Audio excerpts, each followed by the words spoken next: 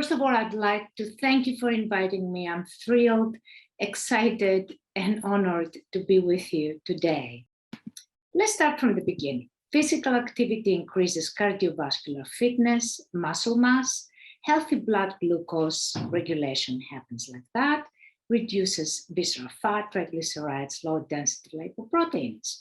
On the other hand, sedentary lifestyles that promote adipose tissue accumulation, systemic inflammation, oxidative damage, and chronic pain. And this is the prelude for medical disorders. There will be a lot of excuses why you cannot exercise. Time restraints, career responsibilities. There is a movement restriction due to obesity or aging, chronic pain, individual choices. Exercise also demands commitment, time, energy, stamina, and persistence. And as a result, over 1 billion of individuals are now obese. Obesity leads to insulin resistance, which leads to type 2 diabetes, hypertension, cardiovascular disease, which kills about 18 million individuals yearly.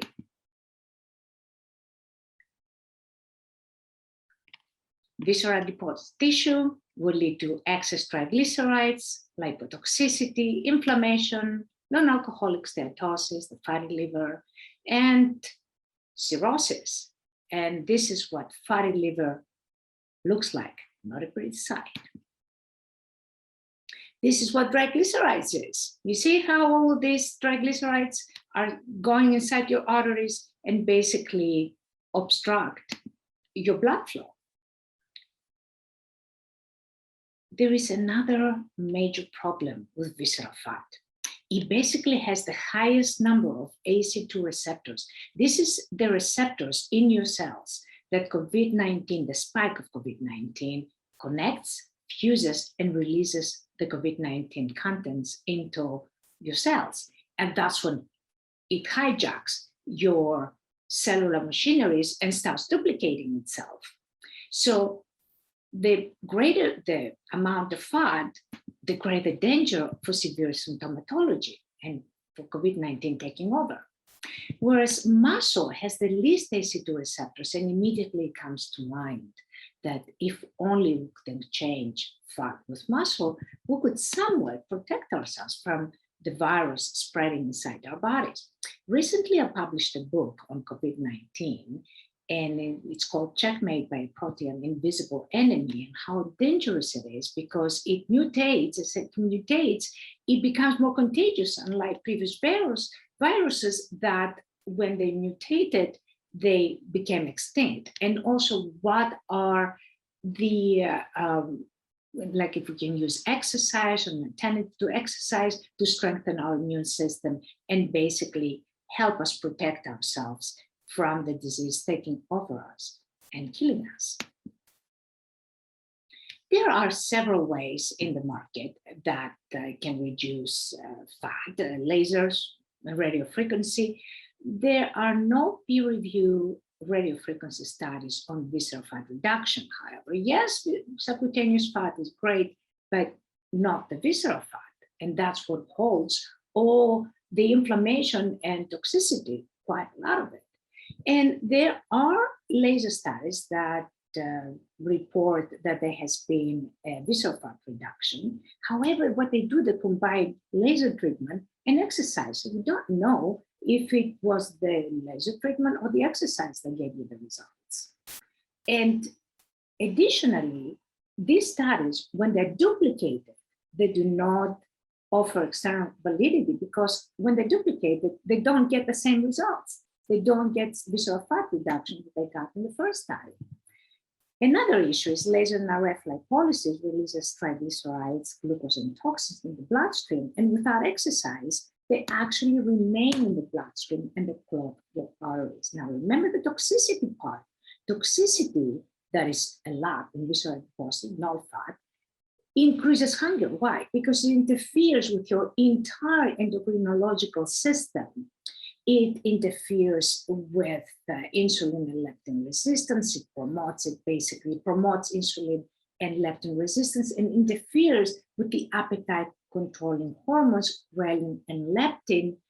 Ghrelin is an orexogenic hormone, basically increases appetite. Leptin decreases appetite, is an anorexic hormone. And because these are imbalanced, hunger increases. So toxicity increases hunger. The more toxic you are, the more hungry you are.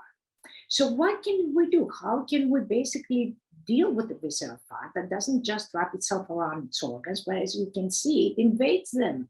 Like this is the fatty liver. It's invaded the fatty liver, cannot allow the liver to function. So it cannot be removed through radio frequency or lasers or ultrasound, or not from liposuction, obviously, or plastic surgery. But what can we do about it? And why is visceral fat a problem? Again, inflammation and toxicity. I have all of these studies on the right that say just that. Visceral fat will create diabetes, cardiovascular disease, injury, infection, arthritis, Alzheimer's, asthma, lung cancers, and so on and so forth. So we have slimming with lasers, NRF, and other methods. However, neither laser nor RF, nor liposuction or plastic surgery will increase metabolism or balance hormones or decrease hunger. Therefore, results will rebound. Whereas fitness is a safer way of getting to that goal because it increases metabolism, balances hormones, reduces hunger. Therefore, there will be no rebound of results, which is the desirable effect. Now, a lot of results we can get with exercise. Exercise will reduce the visceral fat and will reduce BMI and give us fitness. However, BMI does not go down with just 4 months of exercise. It takes much longer. Also fitness. You see visceral fat reduction, but you don't see the fitness or the BMI decrease in a very short time, 4 or 5 months. It takes much longer. And of course, exercise balances hormones, but it's easy to exercise if you're young and fit. But what about if you're overweight or if you're old? That's not as easy. Now, very strenuous exercise that's necessary to get rid of visceral fat, with overtraining, you cause hormonal imbalance. Cortisol and testosterone have this inverse relationship. When cortisol goes up, testosterone goes down. So during exercise, you're straining yourself, you increase the cortisol. For some reason, testosterone will go down. So you basically start losing weight, but because your cortisol is up and increases your hunger and your testosterone is down, you have a weight gain again. You have visceral fat increase, you have low sex drive, low energy, higher susceptibility to infections. And it's basically all the benefits of exercise are compromised. There is another technology that came out of London University, and there's a lot of publicity on that. It's a simulated effortless exercise by Jerry Pollock, who was also the co-inventor of the first pacemaker. And he started 27 years of research. Now we have about 40 years of research on this same technology. Initially, Goldberg in London University looked at gene expression and we found a rapid muscular hypertrophy, 250% increase in the RNA content of the muscles, and repression of the fast type genes and activation of the skeletal slow type genes. Now, what does it do? I'll show you how basically how you can see visually the contraction. Very slow contraction starts very, very slow, basically in slow motion. That you can do that with exercise, but it takes a lot of stamina and a lot of effort. And it's 8 seconds. It's not like the mouse stimulators that send electrical currents to depolarize individual small muscles leading to creatures. This is like an exercise that happens that your body, your entire body participates. And there is a lot of papers, most of which are brought, and in many different journals. In the Journal of Aesthetic Nursing, there is a paper with exactly the same name. This lecture, again, without pain, beyond sports, effortless exercise solution. We cannot find all that in Google Scholar. If you go there and you put my name, Xanya, Sofra, you can see all the articles, scientific research publishing, more articles. These are all clinical trials and other publishing journals, different journals, so Journal of Criminology, Metabolism Research, other journals. And let me give you what basically is the procedure, more or less. First is a blood test with a test for different variables, metabolic, P3, CRP, that's inflammation, fasting, BP, NBP, insulin and glucose. If you do diabetics and pre-diabetics, then you have a Bricodantas scale measurement that measures BMI, overall fat, VAT, and muscle mass. You have sonograms, and you do the procedure. You do a 1 hour procedure, 12 or 15 treatments, and then you test the same variables again, and you do sonograms again to compare before and after on the same subjects. And what we saw, you can see the results on testosterone and cortisol. What you see is that all subjects, cortisol went down, testosterone went up. That's the opposite that we saw with exercise here. With exercise, cortisol goes up, testosterone goes down. Here, the mean average testosterone increase was plus 42.23%, and the cortisol decrease percentage was 18.42%. Leptin and ghrelin, very important. What you saw is that leptin, the anorexic hormone, went up plus 10.82%, and the ghrelin, the orexogenic hormone, the one that increases the appetite, went down 7.35%. Very important. All of these fluctuations were within the normal range, because you don't want the leptin to be too high, then you have hyperlipidemia. Now, you don't want the ghrelin to go very low, because ghrelin is an anti-inflammatory. So it has to be within the normal range. And that's what we saw, that basically people that had higher above the normal range, it was reduced, and those who had below the normal range, it was increased. Now, what we saw with blood glucose, with diabetics, fasting and BP, what we saw is that you see how the diabetics, they had fatty liver previously and diabetes, they went down. The blood fasting glucose percentage was 38.44%, but you can see that most of them, some of them got to the normal level, but a lot of them got into the pre-diabetic, like a step down. And the PP glucose, again, was minus 39.1%. And again, some of them got down to even from diabetic to normal. And a lot of them went from diabetic to pre-diabetic. And when we looked at pre-diabetics, most of them went down to normal. A couple of them remained at the diabetic, pre-diabetic level. Both the fasting insulin and the PP insulin. And we found a fasting insulin decrease of minus 54.52%, and the PP insulin decrease was minus 44.7%. Triglycerides, we did it different for diabetics and pre-diabetics, we did not want to confound the results.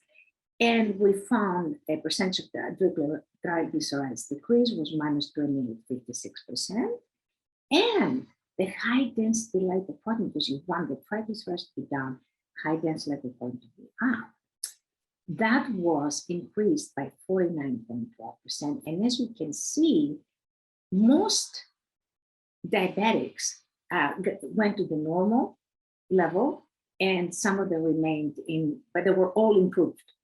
And same thing with the HDL, most of them improved, and some of them got into the normal level. Now, when we looked at pre-diabetics, the results obviously were much better, because they were much better off to start. They were healthier to start with. So average decrease in triglycerides was minus 22.88, and the increase in DHDL was 30.34. And you can see most of them went from pre-diabetic levels went to normal levels. And again, with the HDL, went to the normal level of HDL, which is very significant because you make these people be healthier. Now, BMI, overall fat, visceral fat, skeletal muscle mass. What we saw is BMI decrease was minus 7.5. Mean average overall fat decrease was minus 26.14.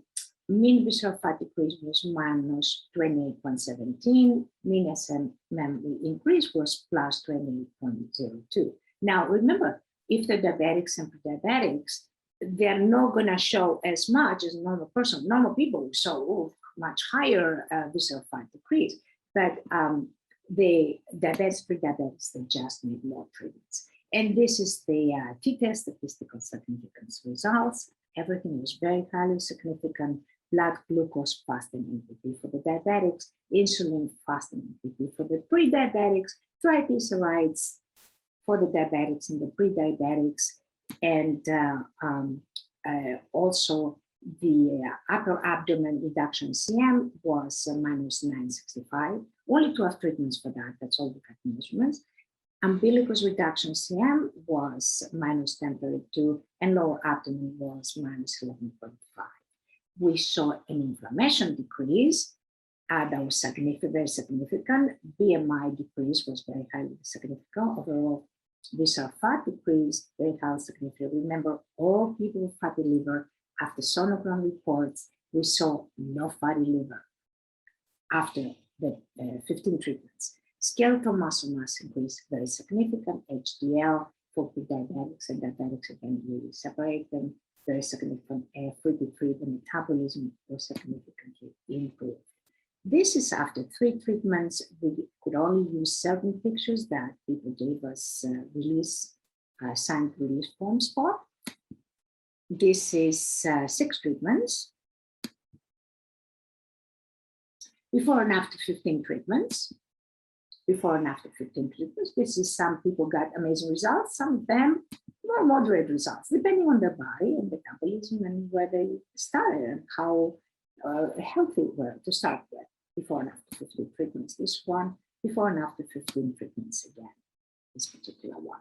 Now, in other studies, what we did is we looked at creatinine and bilirubin. Creatinine exits the body as a waste product. And bilirubin, basically, if you have it in excess, indicates liver problems. The reason why we looked at those 2 variables is that so many papers, research papers on COVID-19 patients, they indicated that they had elevated creatinine and bilirubin. They were even looking at them as markers of the illness, of COVID-19 illness. And what we found is the mean average creatinine percentage decrease was minus 19.67. And the mean average bilirubin decrease percentage was minus 69.23. So that was very, very significant again. We looked, of course, at the CRP, inflammation, that is very important. And cortisol, again, we saw a minus 17.47% in cortisol percentage decrease. Everybody had that result, but it's how the percentage with which it was decreased, but everybody had a cortisol decrease. And mean average CRP decrease was minus 36.87%. Again, everybody, the CRP was decreased in all subjects, 100% of the subjects. And what we saw, again, the mean average VLDL decrease was minus 8.13. This is percent. That was more, not as healthy. Hypertension, there was CVD, diabetes. So the more advanced the medical disorder, the more time they need to go back to the normal status. Again, mean average triglyceride decrease was minus 14.9, again, because that sample had major problems. VLDL, triglycerides, free-to-free metabolism, bilirubin, creatinine, CRP, cortisol, HDL, that's the high density lipoprotein, the good cholesterol, visceral adipose tissue, BMI, and of course the reduction of CM in the umbilicus and above and below the umbilicus were all very, very highly significant according to statistical tests. And this is before and after 15 treatments. This is only one treatment. This is again only one treatment. This is one treatment, and you can see the muscle toning of even one treatment that you could see happening. And that's why we included this picture. You can see that it works very fast. It's a high-speed, effortless exercise, basically. And this is our clinical research board. We have more clinicians now that they conduct research for us. And it's international. It's from England, United Kingdom, Aruba, Netherlands, India, Japan, United States, Hong Kong, and Singapore. And with this, I would like to thank you very much for inviting me and allowing me to give you all this information. And if you do have any questions, please get in touch with me at science@ilios.com. I'll be happy to answer any questions that you may have and also give you any research papers that you would like to have. Thank you very much again.